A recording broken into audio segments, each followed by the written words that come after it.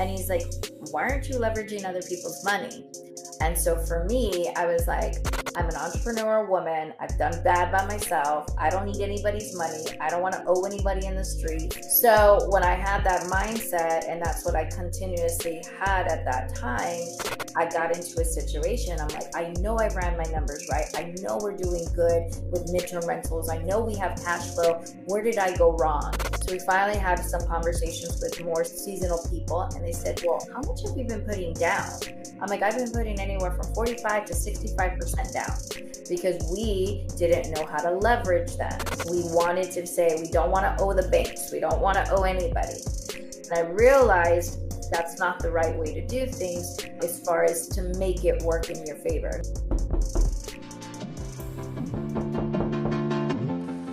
Who's this? Oh, you're an entrepreneur? Oh, you're a real estate investor. Oh, you're trying to learn from those who did it.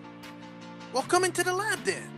Put your white coat on, gloves on, notepad, and let's build, y'all. Experiment Nation, we are officially in the lab. As you guys know, we've rebranded to be in the lab so we can have amazing true practitioners come into the lab and teach us the game that we wish we knew ahead of time. And today I have the pleasure of having another practitioner. I always wear the white lab coat because we have some experiments that this amazing individual has done and has the receipts to show.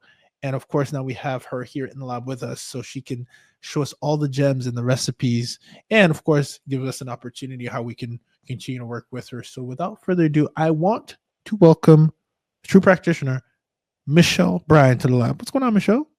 Hello.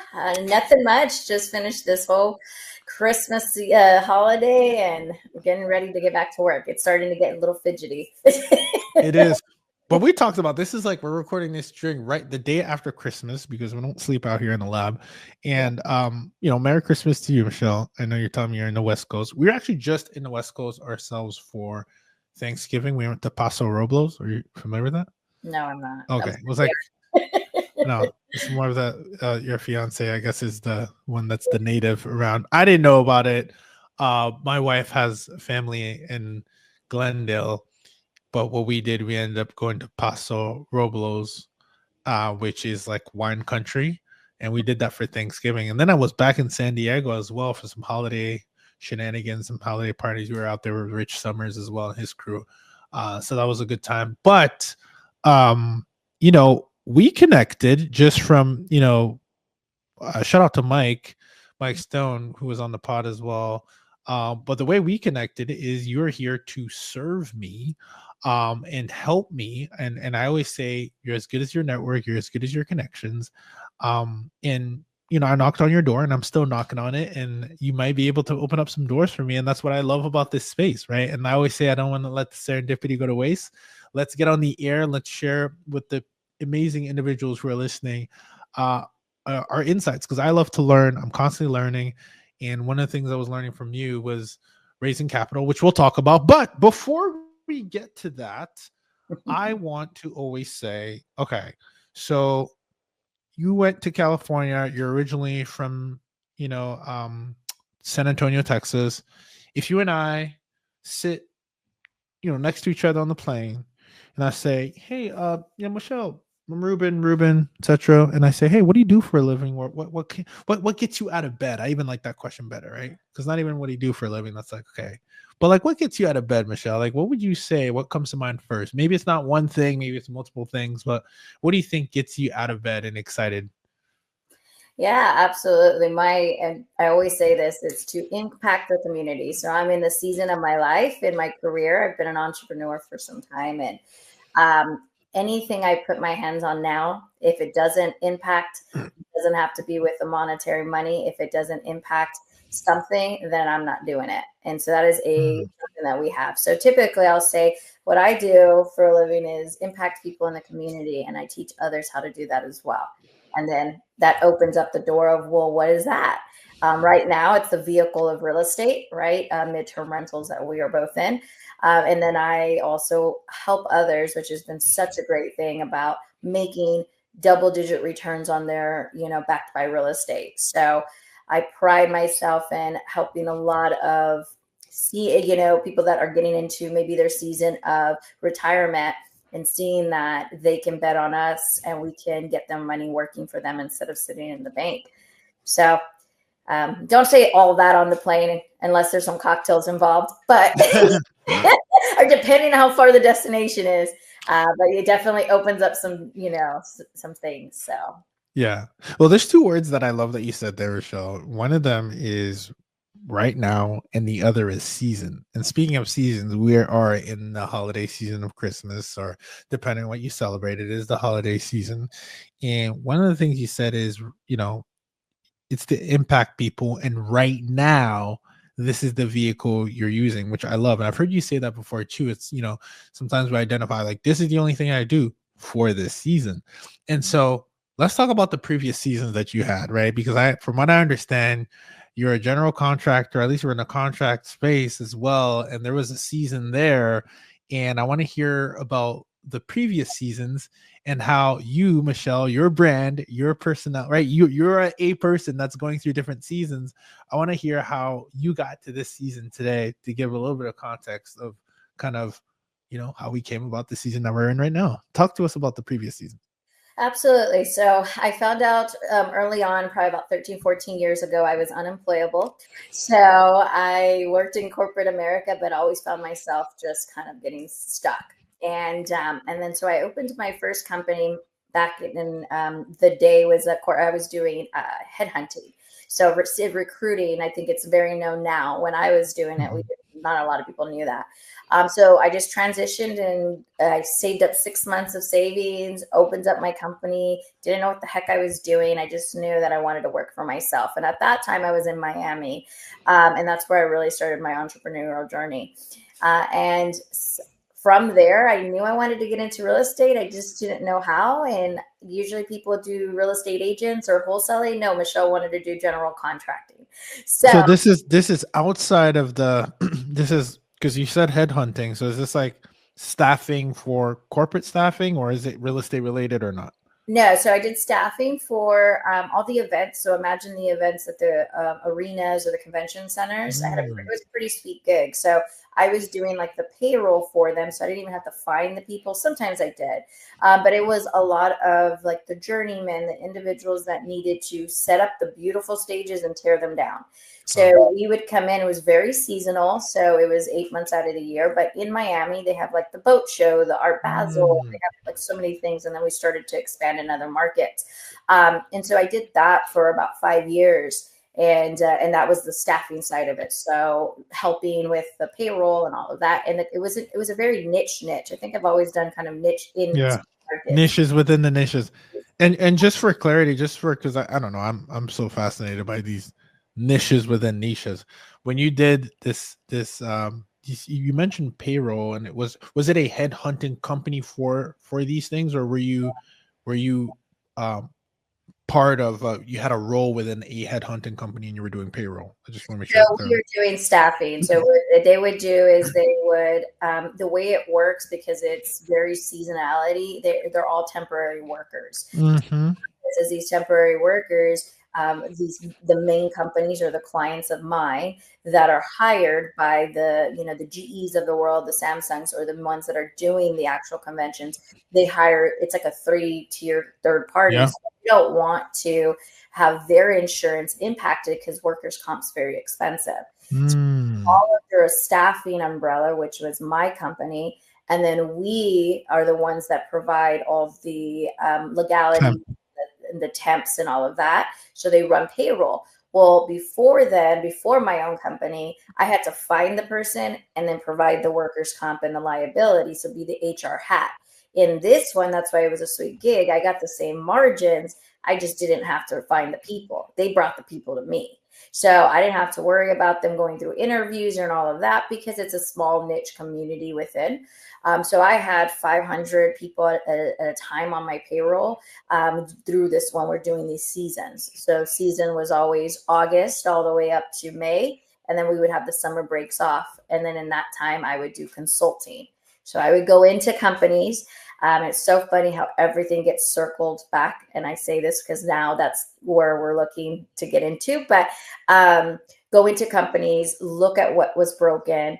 If the sales team sitting with the accounting team, that doesn't really mesh. And everything was working and helping on the consulting basis to help people scale their businesses. So that was like my company within my company. So that was the first company I ever opened. And So that's what vertically integrated MS, or maybe even horizontal. I mean, you're using the same, well, I would say maybe, would you say it's the same skill set, I guess, or? will be now, because I'm really, the knocking on my door is Miss Cody Sanchez with the buying the businesses. So now it's the having that side of it. It kind of, it does help, right? And then we all as entrepreneurs need to hire people, and so we're always looking to hire. We're looking to build our companies. We're looking, so all those skill sets, even though 13 years ago it didn't seem like it, it all Yeah. it's all just developing. Like sometimes I feel like, man, I went from one direction to another direction, but honestly, it's just stacking. You're just Couldn't stacking. agree more. Oh my God.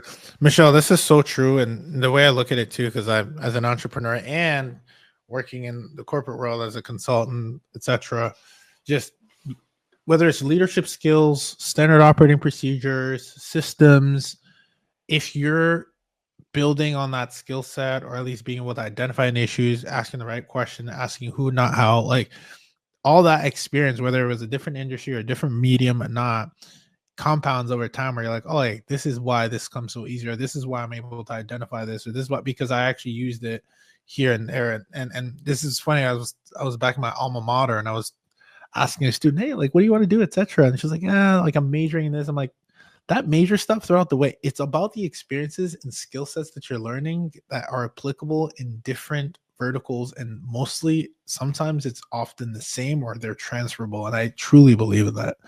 Yeah, no, and that's how transitioned into construction. So it was a friend of mine. We were sitting down, and he says, "I can't." They were a big, large investment fund, and they were buying 300 homes a month in South Florida at that time. And so he's like, "We just can't get the labor." And I'm like, "Well, this is easy, right?" And so I'm like, "I'll just give me 5 houses, and I'll stick." Different crews in there, 3 to 5 people, and we'll knock it down. But I didn't know construction. I didn't know how to bid. And I'm like, help me with that side, but I can get you the labor there. And so at that time, I started thinking, I'm like, I want to be a real estate investor. I just don't know how. But if I know how to start from the bottom and know how to build construction, well, now I know this. I didn't know this then. Contractors are like one of the main things of our business, right? And that is when we're buying these homes to renovate, they can break a deal or they can make the deal. And so learning those components really helped me, because when I moved to Texas to invest, when they were telling me linoleum floor was $15 a square foot, and we're not in Miami, and I'm like, that's like more like porcelain. What are you talking about? Like, but it's also helped and hurt me too, because I sometimes know too much of the better good. I'm like, I know how to bid on this, but it's funny because Vin and I were at a networking event the other day, and we were the same way. I'm like, I bet you this is how much the rehab was. And it's kind of weird, like having the SKU numbers in your head, because I did about 400 flips with that when I was in my construction days.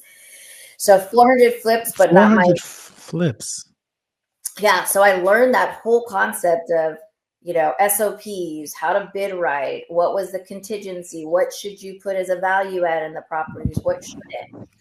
So all of those skill sets were way before getting into investing.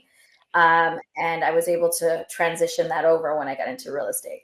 Okay, you have such a fascinating background, and I see how it all comes together, but I actually want to understand the order, because I actually think that's funny. There's a book called Die with Zero that talks about getting the order right in life. I don't know if you know that, by Bill Perkins. But anyways, I'm fascinated about just seeing kind of the formula there. So take me back. I heard the 300 homes. That was like a firm that was doing that. Then you could, the logistics of the placements of the crews and all that. But I didn't get where did the 450 plus flip happen? Where does the GC come in after you do the headhunting business? Like, what was the next? And because I know you did some consulting, where is that in the story and the seasons? So a friend of mine came to me and said, "Hey, like we're having a problem with labor." And so we definitely need to, like, we're giving these subcontractors jobs, but they can't fulfill them because we're giving them 5 houses at a time, and they only have 3 crews or 3 people within their crew. They don't have multiple crews. Yeah. So my staffing hat came on and said, simple, let me put 3 to 5 guys in every single and gals in every single home to be able to get the project completed. So that was the entryway of me getting in. I always give a shout out to him because he's amazing at the fact that he helped me, because I didn't know how to bid. I didn't know what a subcontractor was or skill set or any of that, but I knew how to find the people. So I learned that side of the business. And from there, I was just a subcontractor. So when I first started, I took everything that we didn't need a license for. And then as we graduate and scale and growth within our own businesses, I was able to get my general contracting license. The way it works in Florida is you have to be sponsored by someone. So a roofing company was able to sponsor me, but 2025, my GC license will expire there. But I was able to help this company. So you probably know, like, the Main Street Renewals or the Ferry Trust or the Resi Pros. Those were my clients. So I was one of the top in the South Florida region. Every subcontractor would only be able to handle 4 houses a month. We were doing about 16 to 20 houses per client a month. So we were flipping about 40 to 60. I was just not the flipper. I was the actual subcontractor. Yeah. How do they, without turning this into a whole masterclass, but I'm just fascinated as to how things work. How do they get in touch with you, Michelle? Or how do you get in between the flow of traffic? And I know you and I have talked about, traffic and conversion or whatever the case might be, but how do you get in that, how did you solve that issue? And I know you had a background in it, but if we're talking tactically, like, I need to flip a home, and so again, are you going to is it B2B really? And then, how are you getting all these leads, and how are you positioning yourself in front of it to then be able to give shovels during a gold mine, essentially? Yeah. Relationships, right? And that's anything in our business. So I had someone that I forget where I met. His name's Jose. I forget where I met him at, but he was in that particular company, and he scaled. He gets into. He's in the superintendent side now, so he's high up there on the rankings. But before, he wasn't. And so what it was is, you can get on the vendors list, right? So you get on the website, the B2B, you get on their vendors list, but they have actual project managers that are the ones that get assigned the houses, right? So they saw that up, they receive the houses, and then they have to find their subcontractors. So I was able to finally have a good team in place, and my job was tasked in my own business was to build the relationships and get the contracts. So where I found myself is, hey, contractor, hey guy, you know how to do the work, you just don't know how to market. You don't know how your HR, and it still happens to this day, your HR, your invoices are backdated. Oh my God. Don't even start. Like a plumbing company, I'm like, how are you guys still in business? You did the work like 4 months ago. We love our plumber. We love him, but we have to go chase him to give us invoices. Right. So, and it just goes to show you how you can be so good at one thing and just so incompetent in the other. And there's partnerships for that. There's experts, subject matter experts. Like, I was just on a call with a funnel expert, like, help me bring leads to my business. Like, okay, fascinating. So you saw a gap, you leverage your previous existing knowledge on how to essentially source talent and place it, right? I don't know if that's correct me if I'm wrong at any point here. I'm just a student of the game taking notes here. And then after that, what happens after you essentially are the mastermind between 450 plus flips with a large company. You're able to source the talent, if I'm saying that correctly. And then you're like, but I've always wanted to do real estate. So yeah, what's the transition? Yeah. So I got to the point where because as we all start building our business, then there becomes a flow. And then as entrepreneurs, we think, okay, it's still so stagnant. It feels so, okay, now we got to go do something more interesting. Now we got, like, it's always that itch. And I remember it was right with COVID, which we were an essential company. We were still doing things that we needed to do. But I still remember this to this day was me and my dog. There, I'm like, man, like I had a lot of time to myself. I was able to buy back my time at that time because we had everything running. I had business, the processes and everything. I was traveling, all of that. But then I started to find that I'm not bored again, but there needs to be something else. So I'm like, man, I become a millionaire. I've done the things. I've been on private jets. I've been private yachts. I'm in Miami, but I still feel empty. So there has to be something more. And so I had the success of what I thought was success then. And so at that point, I said, I want to pivot to get into real estate as the investor. So I had all this knowledge about the construction side. I had no idea. I mean, literally, it's crazy how you're in the world, but you're really not. And so I'm thinking, come with a briefcase of $100,000 and go buy a house cash.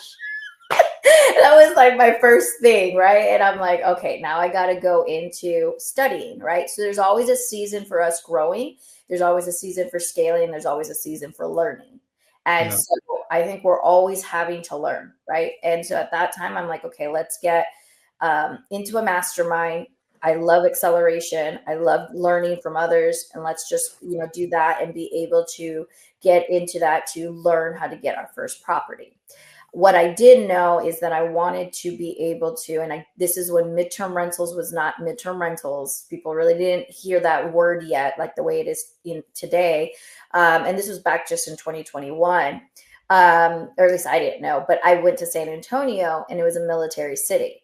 So I actually had a broker, again, leveraging relationships, a broker that says, hey, I need homes for military placements. And I said, okay, great. So if I buy these homes, you'll find me the people. And at that time, that's what the relationship was about. So June of 2021, my first business partner in real estate was my mom. So my mom was like, why are you coming back to San Antonio? And I said, because I want to build a legacy here in San Antonio because this is where I'm from. Little did I know that you can do out of state, investing and all of that. At that time, I didn't know any of that. And so mom was like, okay, great. I want to do this. I'm like, I'm a business owner and an entrepreneur. We have that daughter-mother dynamic. It's maybe a little different. You have to invest in yourself. So she was the one that found the mastermind. So we flew me out to Vegas. And at that time, it was a $40,000 mastermind. Mom didn't know that kind of, right? She's a 9-to-5er. That was nearly full salary. So what was the I guess the bridge that mastermind was creating? Real estate, how to get your first deal, how to what do the numbers and all of that. So it was Mercedes and my gosh, I can't believe it's but anyway, they're I don't know if they're still doing it, but they're OGs in the real estate game. So Epic was their name. So they were teaching us how to get your first deal. That's all I heard, right? Because there's a lot when you're first getting into real estate to learn. And all I heard was get the contract. If you get the contract, I can help you with the rest. That's all I heard. Like 6 weeks of training. I was like, this is a lot. What's ARV? Obviously, we knew the numbers in the back of the napkin, but so we were very lucky because, again, leveraging relationships, I was like, I know my seat is not to do cold calling. Like I'm all sellers. At that point, I was like, I feel bad. I don't want to get hung up on. So I leveraged wholesalers. And I have, for the exception of any referrals that have come to us now, I've never had to call for a property for me in specific to calling a seller. Good, bad, and different, doesn't matter. But I talk to a lot of people and they're like, I don't want to get on the phones and I don't want to take the deal. I'm like, you don't have to. If you don't want to, you don't have to. That's the beauty of being an entrepreneur or do what you want. You could do whatever you lean into your zone of genius, essentially, which I have to say, as I'm listening, I'm always picking up on some of the trends that I'm hearing, which I want to call out. But before, I do want to talk about the transition as an entrepreneur to an investor, because not all entrepreneurs are investors, especially in real estate. When you had, you made, the leaps in your business, or businesses, I could say, from the consulting to the being, etc. Um, where would you say the bulk of your money or disposable income went? Was it reinvesting back into the business? And the reason I say that is that you'll appreciate this. I think we were both at the MTRS Summit, um, and Cody Sanchez was there, and she was saying that and you brought her up, so I thought it was a good segue here. She doesn't think of real estate as the first primary offense that she plays when it comes to making money. She thinks of business, right, buying businesses, etc., which is passion of mine as well. So for you, I'm curious, when you're playing at that level, what makes you lean into, oh, let's get our first rental? Why? Like, was there something that you saw? Was it maybe, I don't know if it was tax season? Was it like, what made you say, like, I want to invest? Is it because you were trying to, build again wealth, and versus, I don't know, what was the mindset? Because I'm making assumptions at this point. What was going through your mind at the time? So I knew real estate was something that was going to be, I didn't know it was a long game then. So, because I will tell you, like, my journey, it was crazy. And I don't suggest that to anyone, unless you just are crazy like me. And when I say that, my first year, we bought 19 properties. Yep. And held all of them. And it's been a couple of years to be able to stabilize that. So I always recommend, like, don't do, but I'm an extremist. Like, I'm like, okay, we're going to, what are we doing with the construction company? At that point, I made an arrangement with the people that I was working with, and, like, just kind of exit me out. I didn't know about selling businesses at that time, but you don't know what you don't know, and you just got to keep moving forward. But for me, it was, okay, let me get into real estate, because I know that that's going to be what, subconsciously, I didn't know this, but, that was what I saw my grandfather do. I didn't know it. I wish I would have known when I was younger. So my grandfather is an OG in seller financing and creative finance and Okay. Real estate. And I was like, okay, well, I wish I would have known this as a little girl, that this is what I was going to grow up to be. But because we had restaurants, we had prime location of commercial real estate. We just didn't know, this is what grandpa did. So I knew that that was one of the vehicles that was going to be able to have retirement. But I didn't know when I first started that it was going to be a long game in the buy and hold sector.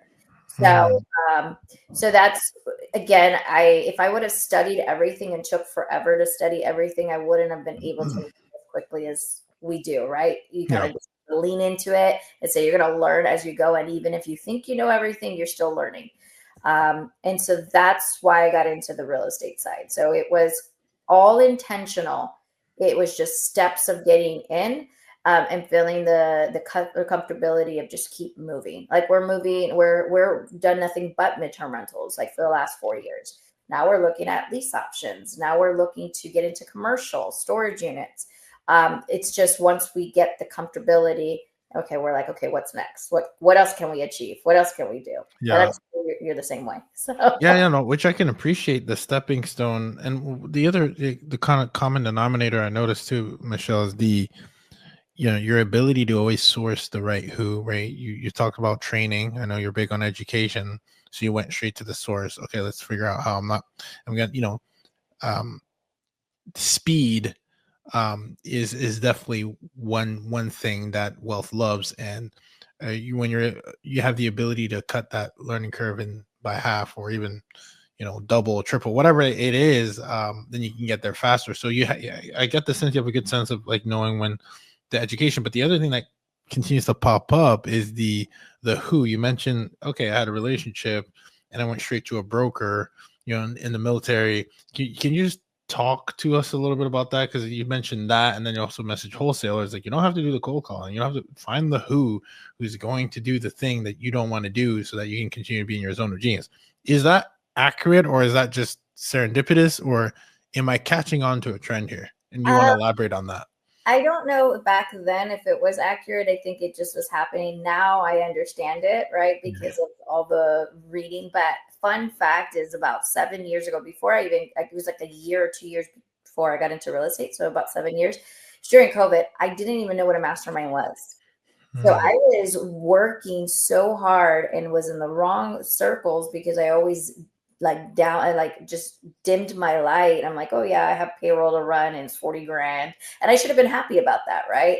And I'm just like thinking, just always working, working. And then I had a good friend that says, I need you to come with me to Vegas.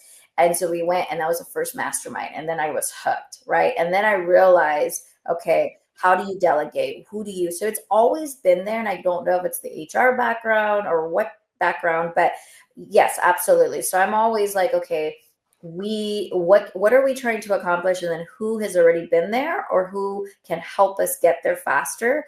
And a lot of times people are like, oh, we're on a budget, but it's like, how much money are you losing when you're trying to learn by yourself when you can accelerate, right? And so that's the same thing with wholesalers. Oh, I don't want to pay somebody 10,000, 15,000.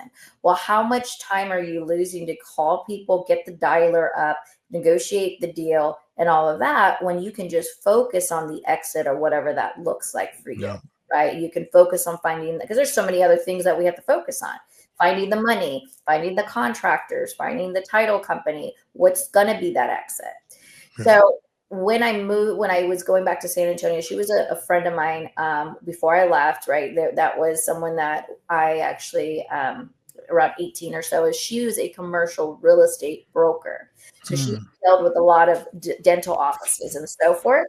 Well, she had a contract with someone that just focuses on military housing. So these are individuals, it's midterm rentals, but individuals that come for 12 weeks and they do their training and their TDY. So what she needed, and I guess that's, now that I'm thinking about it, we're always like I'm always figuring out what someone needs and how to solve that problem. She needed housing. And so that was like, okay, so our first property, it was all like just go midterm rental. I don't even know what that means. Medium term rental, I think, was at that time. Jesse wasn't on the radar yet. Temporary housing is definitely nobody was on the radar. We just knew it was military. So at that time, I ended up just buying all around the military bases, just because I was like, okay, if that's what it is. So at one is that where those 19 went? Most of them, yeah. What kind of unit mix are we talking about here? How many bedrooms? We're talking about 3 2s. We're talking about 4 2s. I bought a lot of just very cosmetic stuff, right? Now we have quadplexes in our portfolio. What else do we have? But most of them are the single family. Yeah, we have 2 quadplexes. But yeah, it's a unit military mix. So no, we've expanded, right? So we do insurance claims. We get a lot of insurance claims, construction. Most of our properties are not in the, I would say, in the short-term rental areas, right? The downtown areas and all of that. Most of them are going to be outside, which again, you don't know what you don't know with real estate. And I didn't go, me personally, I should have maybe, but put a pulse of the market and I'm going to, how is this going to appreciate in the location? We did very well. Like I look at my properties and I'm like, we did well because in San Antonio, Austin is booming, but Austin is slowing down. So people are starting to move to San Antonio. Well, we're in that corridor, right? So we're in that middle. So I tell people the beauty of real estate is we have options, right? I think a lot of people are pivoting. You're going from short-term rentals. Now you're going to midterm rentals. And I think one of the biggest lessons that I've learned, it's okay for you to pivot. It's not failure. It's just, you have options. It's worse, and that's what we're doing. So as we all know, midterm rentals is a very business, a hands-on business. It's an active business. I beg to differ. People say that they can autopilot. We have SOPs in place and all of that. And we have a team in place, but it is a very active business. And so we want to grow and scale. So some of the portfolio, not all, we're going to be able to strategize and do some other things. But yeah, that's kind of, the thing about real estate. The beauty of it, people go from short-term rental Airbnbs to boutique hotels now. I'm like, okay, that's how they segue into commercial. 100% it is. And it goes back to the whole skill set thing. Experiment Nation, you've heard me talk about how multiple investors across the nation are landing these lucrative midterm rental insurance contracts by making these small tweaks on the branding and marketing side. especially if you're an existing short-term rental operator. There is a quick and easy shift that you can make with the ride guide in place. And because we've launched a 2-day boot camp that not everyone could attend in real time, I've put together a recording where you can get all the materials and all the guides to focus on rebranding either your short-term rental business or your current midterm rental business, so that you can actually have the insurance companies reach out to you. And then day 2 is if you want to actually play offense, how you can reach out to them by listing on the right platforms, etc.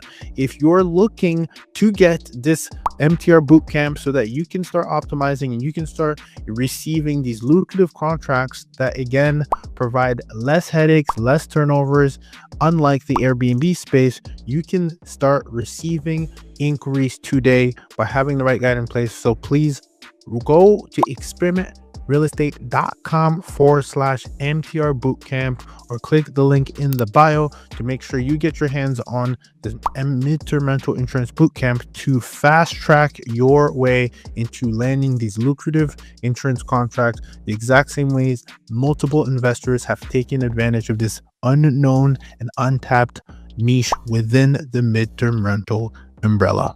I'm curious. You mentioned the quads, and I always like to, talk about service, providing a solution. So, I think with my marketing background, I'm always thinking like, who's the avatar there? And you mentioned military, but you mentioned quads, and you mentioned you do insurance. Who is filling in those quads? Is it typically military? Is it typically traveling nurses? Like who's fulfilling these quads? Because again, a very unique product there. So I'm curious. Yeah, so in the quads specifically, so smaller units, you're going to have the military, you're going to have traveling nurses, even though we have a doctor right now, one of our 32s, but you'll have the traveling nurses. And so Vin, that is his department in the sense of the marketing side. But what we do is it's really just about knowing what the, what they are willing to spend. So those are also downtown. So those we do sometimes do a hybrid. So that is like the short-term rental side. Our main focus is midterm rentals, but a lot of what we get when we look at we look back, it's going to be insurance companies, 80% of what we do. Construction is right there. So we get construction a lot because San Antonio is like growing and there's just so much here that we're doing. So we do a lot of B2B and cold calling to these companies. So I know a lot of people call into the insurance companies, but we also do B2B to who's coming into the market, what are they doing in the market, or the drive-bys, right? Where there's so much construction, like, hey, are you guys local? We tap in a lot with the real estate agents. So there's sometimes people that stay with us. I mean, why? Because a lot of people are moving from California, from where Texas is a hot spot for people to move, and contractors are always on time. So they need an in-between. They need that transition housing. I love that sarcasm. Contractors are always on time. Always.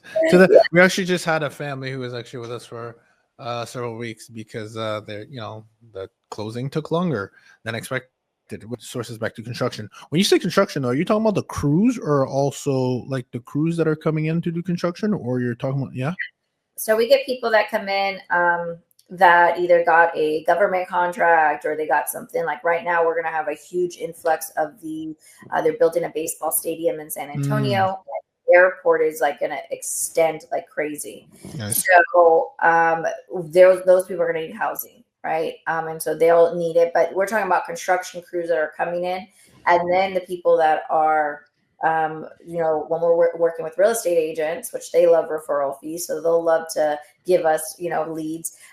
They will be able to stay with us if their property is not done because the contractors are taking a little bit longer than anticipated or closing date kind of moved. And so we've had some people, we got that concept from just talking to our guest. Most of the time we're like, what's the point? Why are you here? You're local. Yeah. What's going on? And she's like, well, we're building about 5 miles down and we're going to need to stay with you for about a month. We've been staying at a hotel. I mean, the stories, and I'm sure your people listening, but they're staying at a hotel. And then they were like, it was surprising because your pricing is a lot less than a lot of these bigger places. So we were kind of skeptical. And I'm like, well, we just do a lockdown pricing program, meaning we keep the same price all year round so that we can get those midterm rentals. So it's not truly that seasonality. Sometimes people, when I've done it year over year, looking at the cost, we actually it's a little bit more than if we were going into the price labs and constantly changing those pricing. It outweighs it, because with the times that it's slow for other people, we're booked. So you're saying you'd rather honor kind of a more standard rate that is, going to appeal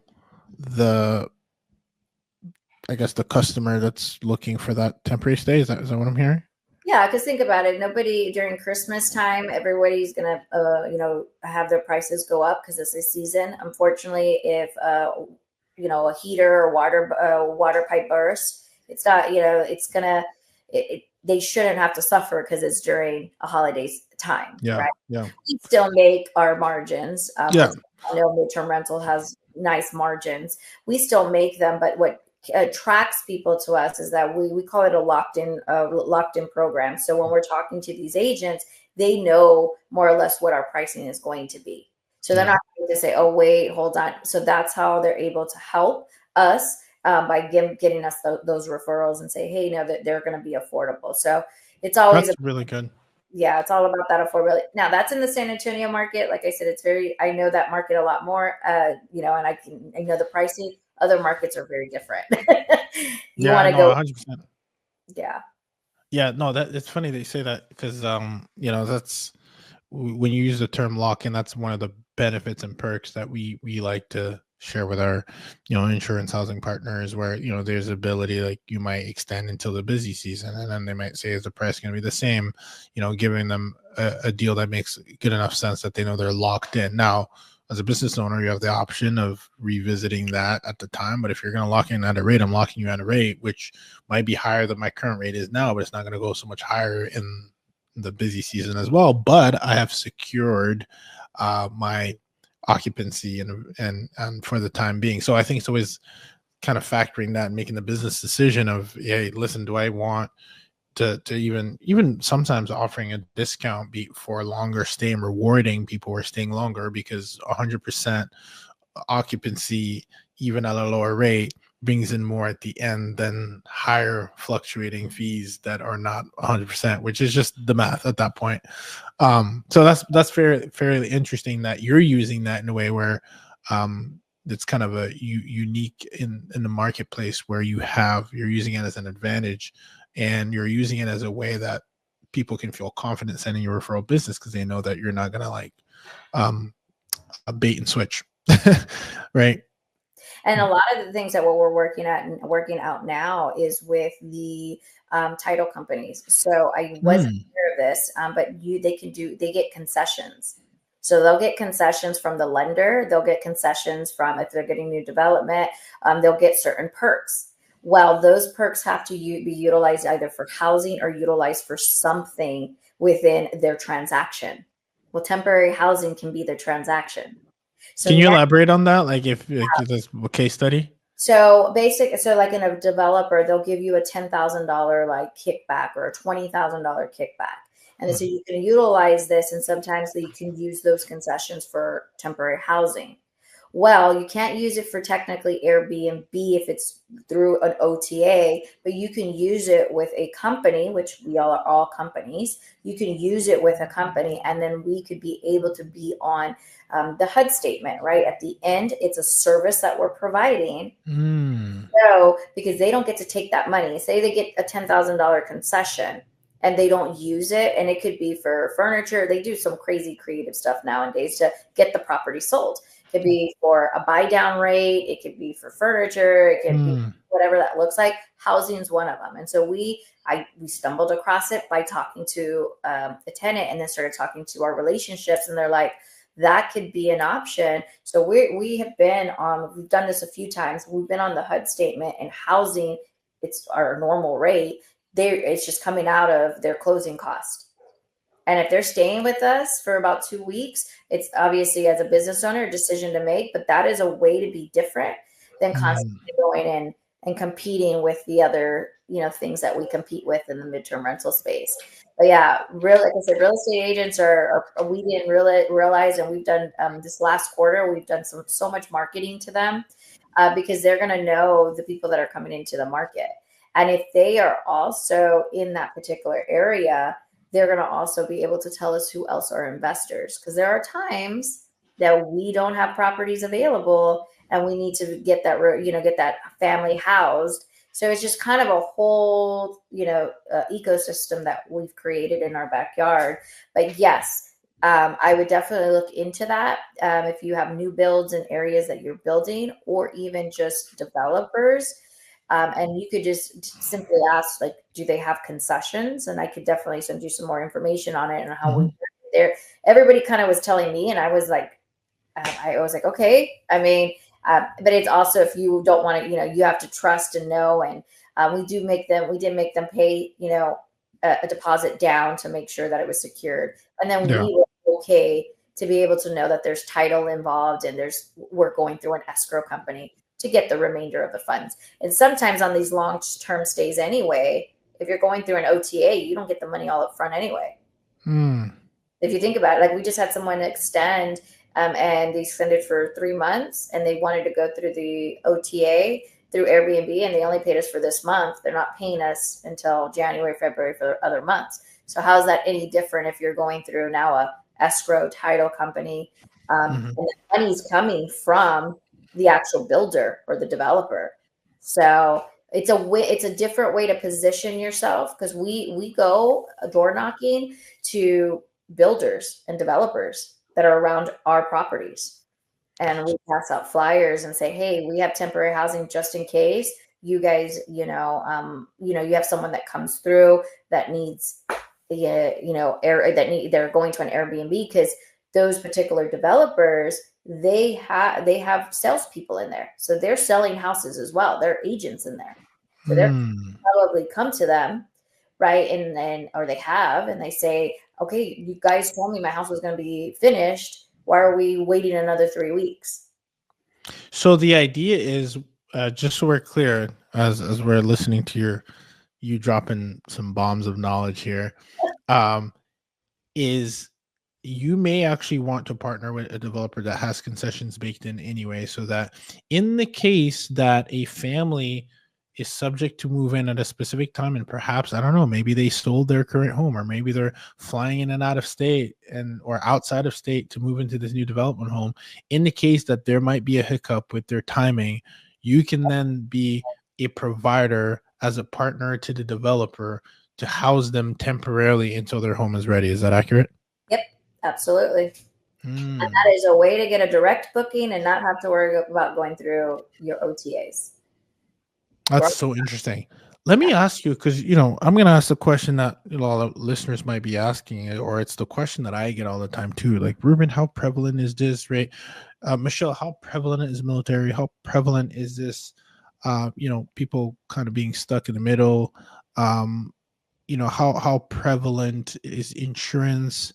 Can you help close that gap, or at least what would you say? Because I think it's probably an FAQ at this point, frequently asked question, and I would love to hear from different operators what their experience is and why it changes. And my guess is because of the relationships that you have, but I don't want to make any assumptions. But I want to hear what your answer might be to how prevalent this is, and if it's not prevalent, what is Plan B? Yeah, so for us, it's like you said, relationships. So I think one of the things that as business owners we forget is that we do a lot of Zooms, we do a lot of webinars.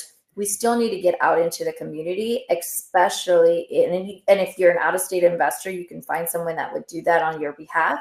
But we're local, so we're boots on the ground. You still need to get your word out there. I was recently, what you and I were talking about, going through another training of funnels and all of that. And there's Airbnb operators in there. There's people that are investors, and you say MTR, they have no idea what you're saying. And so I think a lot of times we think everybody knows what we already know. So when I go to these events, and they'll do sometimes of people standing up, if you want to promo your business, when we're able to do that and people hear what we're doing, we're saying, hey, we're providing housing to impact the community, we get a flood of people coming to us. Either they're investors, they're wanting to know what that looks like, or they may have a need, right? So it's all about the relationships, and then why it feels like we have so many different business lines. It's because, or type of, guest, is because you want to put your stuff out there to a lot of people, like in our situation, because we have the time, we have the staff to do that. We're all temporary housing, but we're able to have a workflow that's reaching out and touching those, the ALE solutions of the world, and making sure that we're top of mind for them.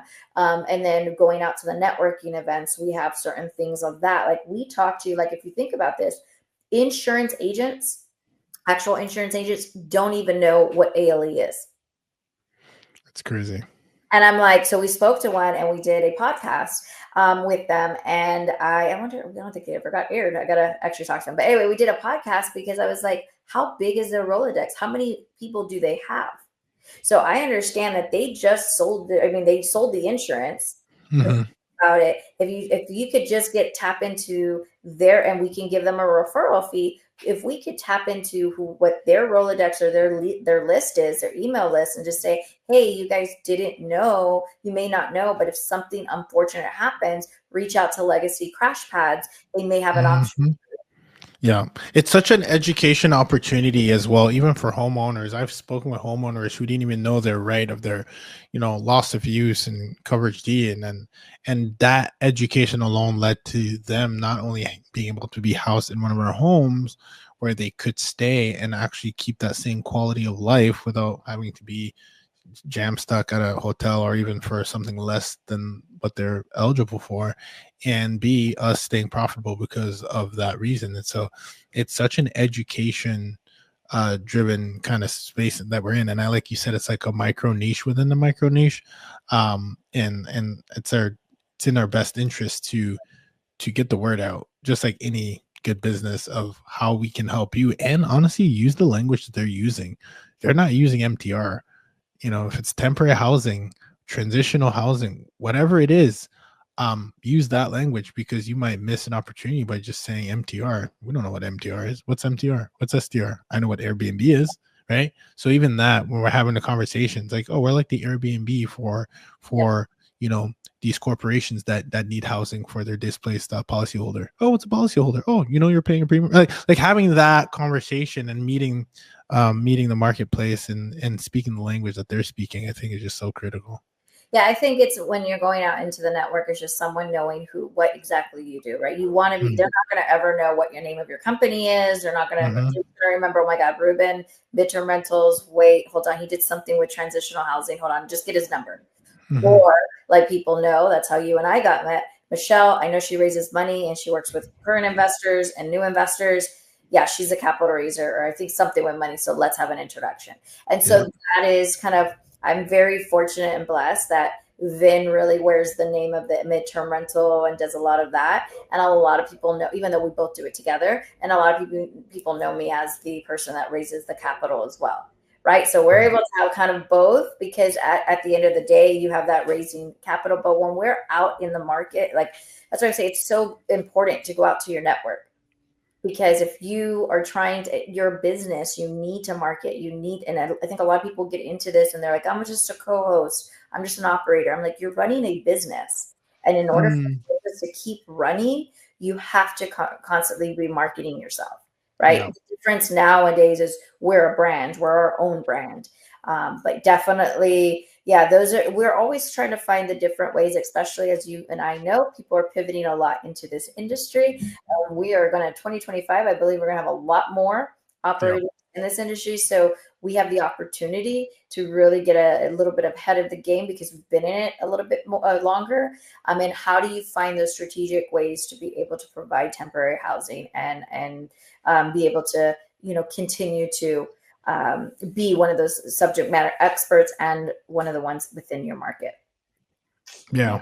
One of the things we're going to double down on, and as you were saying that, I was kind of reminded of it as well, is, just in person. It's just, you know, in person, you know, whether it's events, lunches that you're going to host, like you just, people, if they don't know you, they can't flow you. And it's really important to, you know, people will always remember how you made them feel. And whether it's you got to treat somebody lunch, whether you got to meet the entire group, those are the things that we're going to double down into.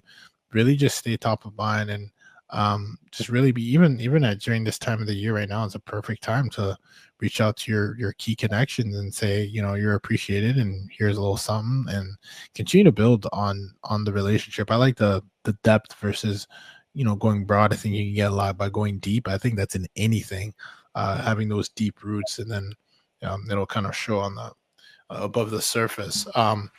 But speaking of, I geeked out so much on your seasons that I want to get in the latest and greatest season. How do we, you know, one of my favorite entrepreneurs is MJ DeMarco, which, you know, I don't know if you know the Millionaire Fast Lane, but he talks about, you know, making money is one of the best ways to make money once you've, you know, attained a certain bulk amount of money.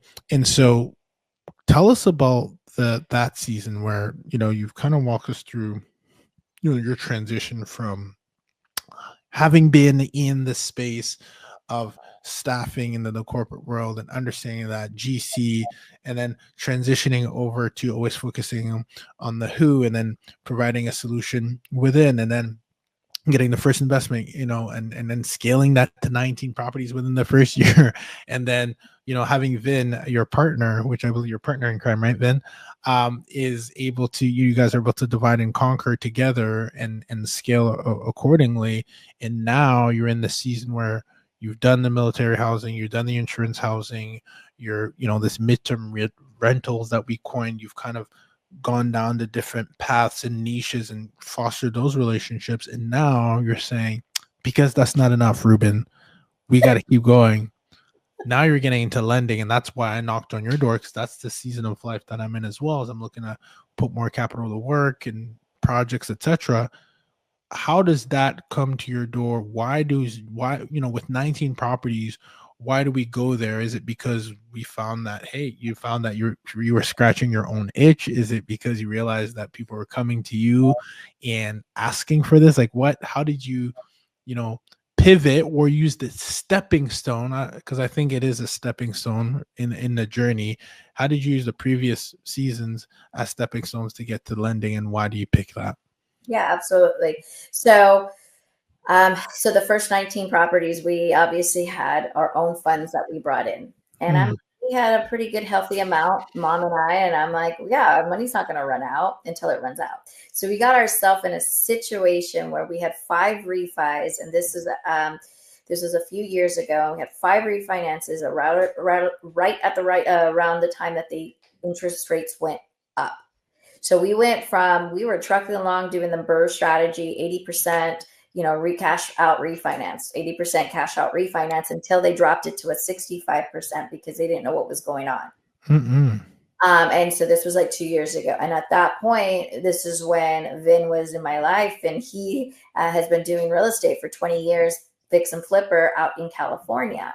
And he's like, why aren't you leveraging other people's money? And so for me, I was like, I'm an entrepreneur woman. I've done bad by myself. I don't need anybody's money. I don't want to owe anybody in the streets. Yeah, right. So when I had that mindset, and that's what I continuously had at that time, I got into a situation. I'm like, I know I've ran my numbers right. I know we're doing good with midterm rentals. I know we have cash flow. Where did I go wrong? So we finally had some conversations with more seasonal people. And they said, well, how much have you been putting down? I'm like, I've been putting anywhere from 45 to 65% down, because we didn't know how to leverage then. We wanted to say, we don't want to owe the banks. We don't want to owe anybody. And I realized that's not the right way to do things, as far as to make it work in your favor. Now, everybody has different ways on the way that they actually invest. So at that point, he says, you have equity in your properties. So go and start knocking on doors to be able to do that. It was around Thanksgiving during this time. And I'm like, oh my God, I don't know. I'm so scared. And I had no idea. So we started to do marketing, started building out the relationships, and we started to learn. Today, now we do no money in our deals.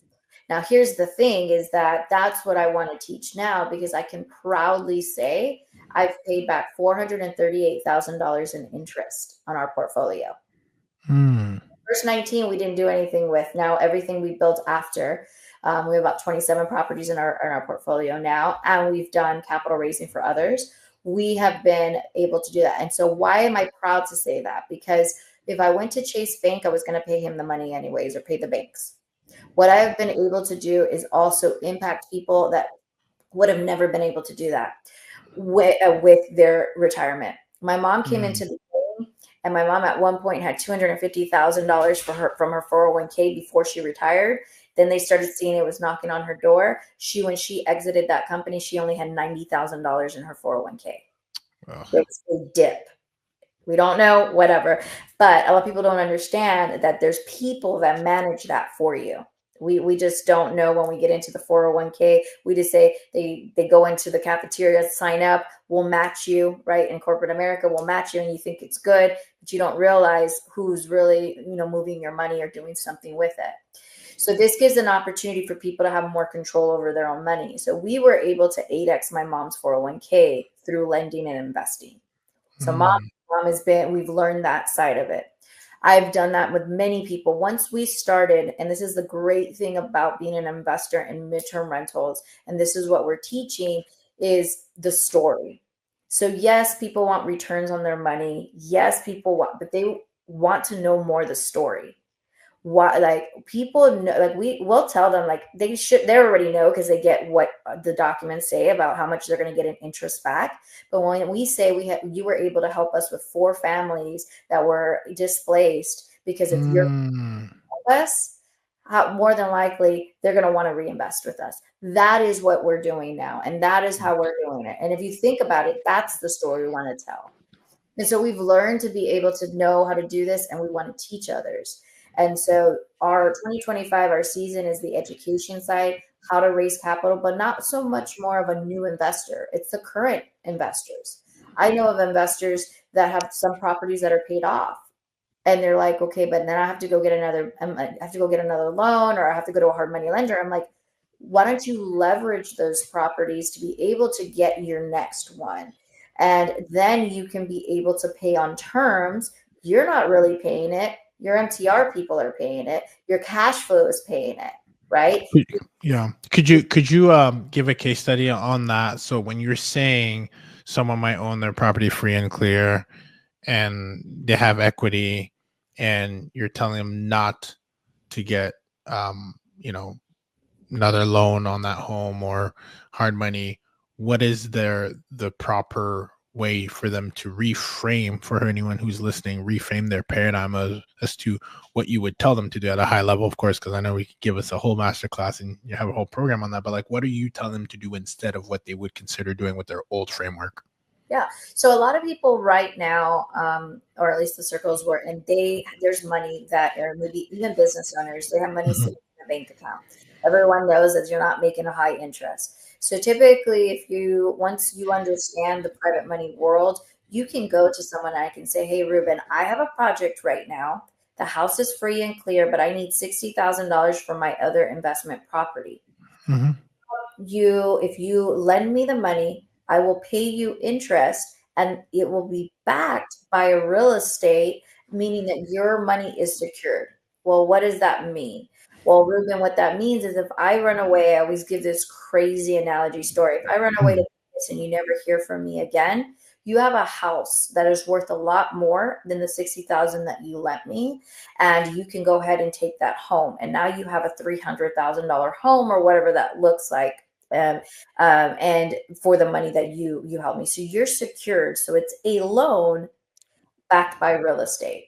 Right. And just so we're clear, for, as you're sharing this information, the benefit there is that because you own the home free and clear, you're putting that investor in first position as collateral. So in case if something were to happen, at that point, is there a lien on the home? Yes. Is that what you're doing? Yeah, so you will put a lien. There's 3 documents to really protect the homeowner. I'm sorry, the lender. the lender. So it would be the promissory note. You would want to make sure they have a deed of trust. And you also want to put them on the insurance, home insurance as an additional beneficiary. God forbid something happens to me, I get hit or get in a car accident, I can no longer work. They will be able to have insured and get their money back. So those are all first lien. But there's a lot of people out there that don't already have a first lien position, which is a mortgage.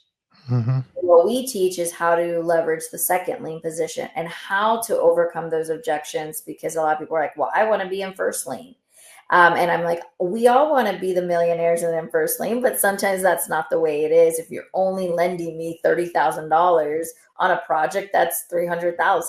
So we educate people to be able to, and that's a lot, again, what we're talking about. A lot of our lenders, we're educating them as we're going through this process, and we're telling our story. It's so amazing to understand that they're not only helping us, but we're helping them because they're receiving funds. So it's a win-win situation. I think when I first got in this, as I mentioned, mindset, I always thought, oh, well, I'm borrowing money. Oh my God, now I'm going to owe somebody money. Oh my God. And my first lender, finally, he was in a mastermind with me. It was him and his son. And he finally said, I needed $70,000 and I only asked for 50. And I'm like, because I'm going to put skin into the game. Even though I've already put skin into the game and I had to pay for other things, they finally ended up giving it to me. He says, but there's a condition. He's like, you need to change your mindset, and you need to know that you're giving me an opportunity to work with you and also be able to impact the community. And as long as I know that that's going to change you, then I'll lend you the money. And so it just made me think like, wow, he says, because I don't want to go out there. And there's a lot of lenders. I don't want to be the boots on the ground. I don't want to go deal with the furnishing the property. I don't want to deal with that, but I do want to be in real estate, and I want to have my money work for me. Yeah.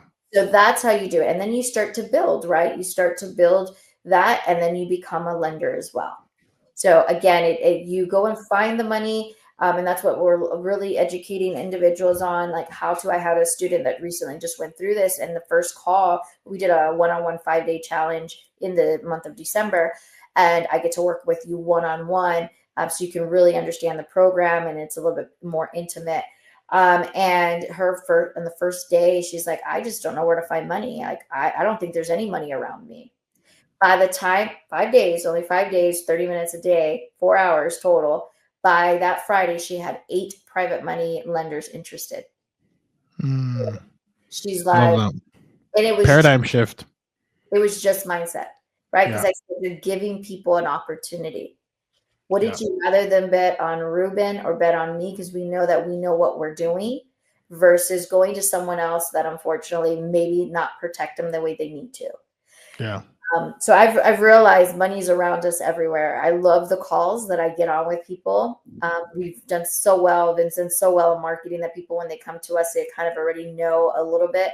But they'll say, we only have $30,000. And then they hear our story. Like, why are we using the money? We're using it for displaced families. We're using it to provide more housing for families and opportunities and all of this.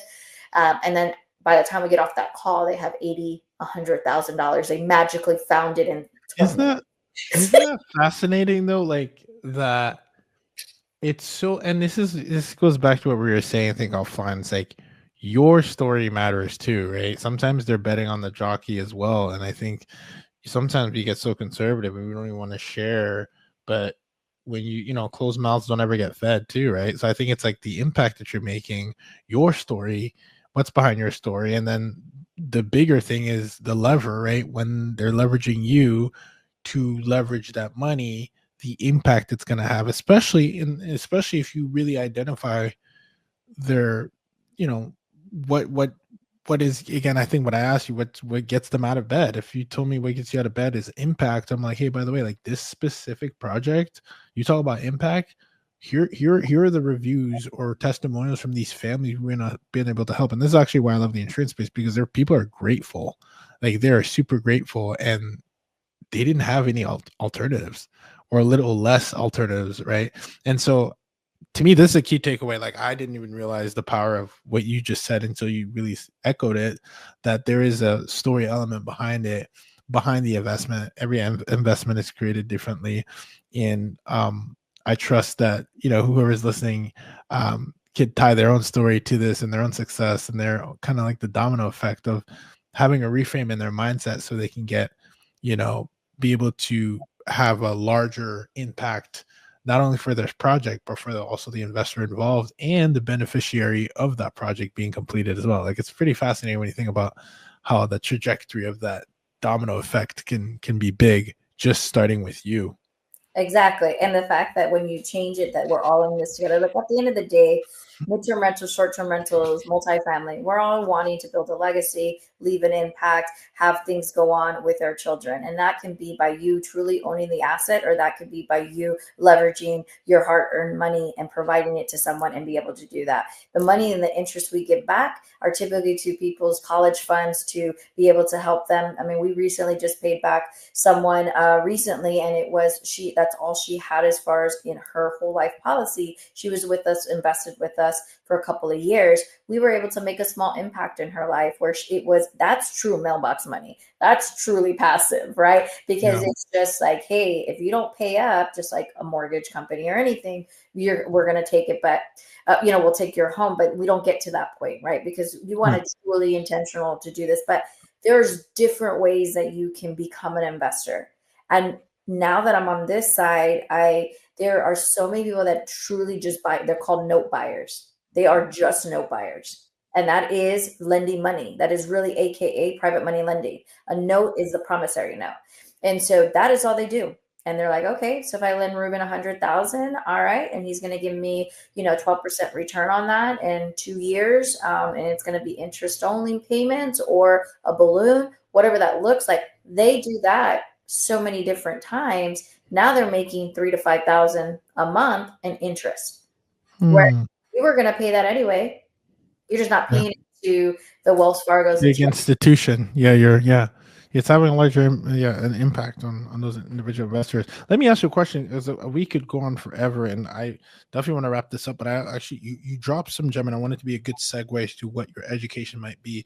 You talked about second lien, second position, which I think is probably where a lot of, someone who's listening, there's probably more people who are, have bought their home traditionally, and so they may have some equity in it. So there's actually probably a large sample size there, and I love the fact that you're leaning there, where most people are going to have a mortgage. Most people have a mortgage. Maybe there's a lot more equity in it, and you're saying that you have the ability to teach people how to even still get private money lenders to lend on a second position. Is that correct?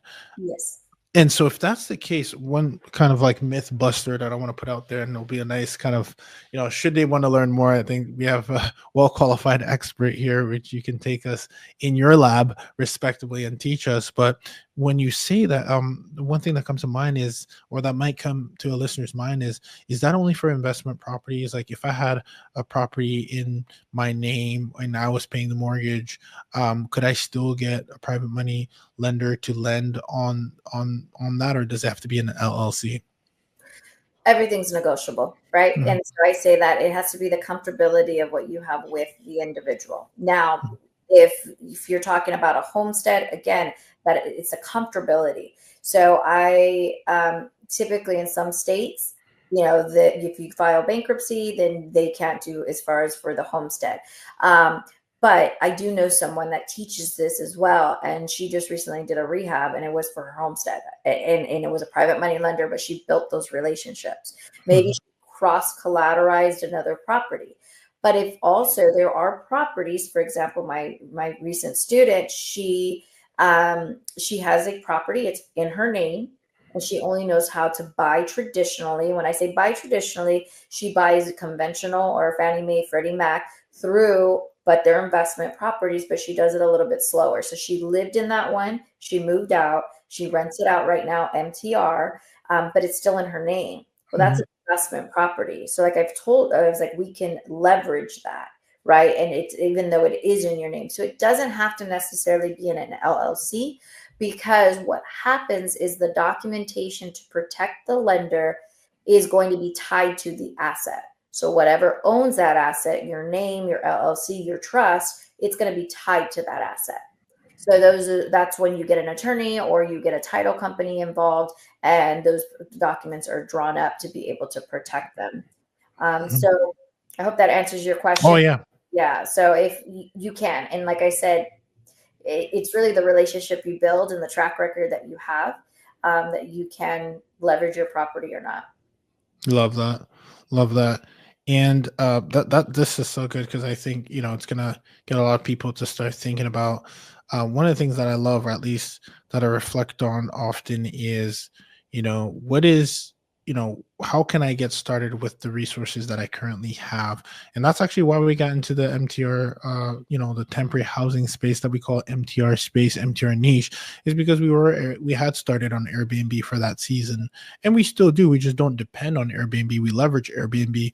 And at the time, we didn't have the knowledge. We didn't know that there was all these, families and corporations that could, pay us top dollar, but we had the exact same asset. We own the exact same asset. We just didn't have knowledge. And what my mentor says is, knowledge and understanding are two different things. You might, oh yeah, I know, I've heard of this thing, but do you understand it? Because when you understand it and you implement it, that's the difference between understanding and having the knowledge. And so I think I would really encourage, you might know, oh, I guess people can land on second position, but do you understand it the way, you, Michelle, have taken the time to sink your teeth in to understand it and be a practitioner, which I love. And that's why I want to give you flowers and kudos, because when I have someone in the lab, it's not about theoretically talking about it. It's about, talking the talk and walking the walk.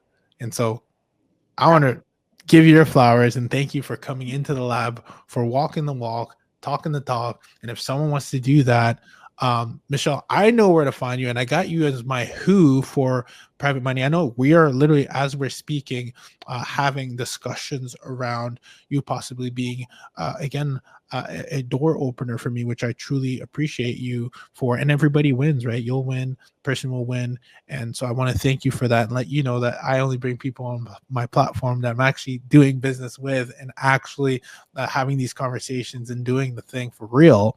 So I want to thank you for that, and we'll see where that leads us. But for those, I know I can find you at mystorymichelle.com, but what is the best way for a listener who might be interested into, okay, I really want to get into the deep end and I want to learn this? What's the best way for folks to get in contact with you, or at least learn more about what you do? Yeah, absolutely. So everything is at mystorymichelle.com. Oh, at mystorymichelle on all platforms. I have a YouTube channel. We did a whole MTR series, and now we're doing Raising Private Money. So I teach a lot there as well. But then you can also visit my website, and I'll give you a little bit of what we're doing. If you want to book a call, you can. But definitely all social channels are the same. And then Instagram is more on a live. So it's like what's going on in the entrepreneurial world. So that one's going to be a little bit more impromptu. I've been going live every single day for the exception of the last couple of days. But yes, they can find me there. And so we got to do a live. We might have to do a live. I'd love to continue the conversation. Maybe right before the show drops, we'll do a live, because I could geek out on this, and I think it's great for our audiences to continue to benefit. So we'll catch offline around that. But I want to thank you. I learned a ton. And my gosh, look at my notes here. I'm telling you, I don't know about you, but I was taking some notes, Experiment Nation. So with that said, make sure you check out Michelle Bryan at My Story Michelle on all platforms.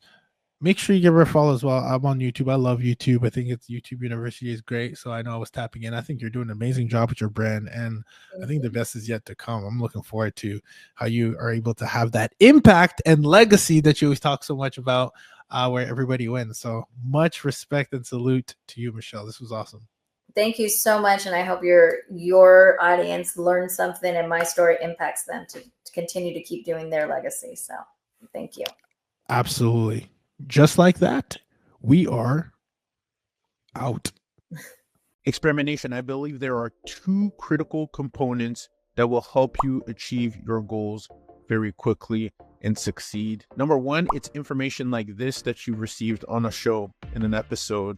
and content that you can find on my YouTube channel or anybody's channel. And then there's a community. And the way we've been able to expedite our process, the way people in our community, people that we consult, mastermind members, whoever, they get the information on an episode like this, but then they also have a support, whether it's me guiding them or being guided through a community. There is an opportunity for you listening to be able to expedite your process or even expedite your results that you're seeking by being a part of the community.